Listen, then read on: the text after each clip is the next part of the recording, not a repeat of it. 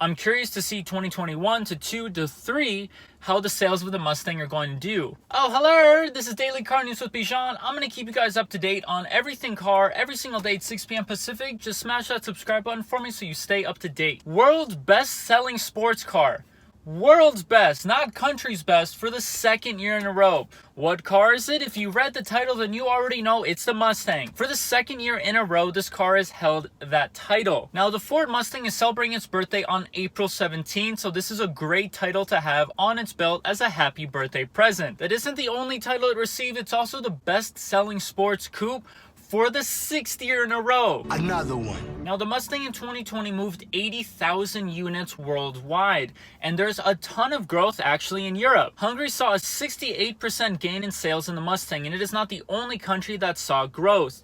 The Netherlands saw a 38% gain, and Denmark saw a 12% gain. Where it actually didn't see growth was right here in the States. It saw a 15% decline in sales from 2019 to 2020. Now, where did the Mustang sell the best? First of all, going to Texas, then California, then Florida. Now, the Mustang is an iconic American car. It is a representation of the American dream. It's featured in so many movies. It's been modified, made to go fast, had fun with, running from the police, getting sideways, and just generally having a good time. By buying a Mustang, you're not just buying a Mustang. You're buying an emotion, and you're buying heritage, and you're buying some history.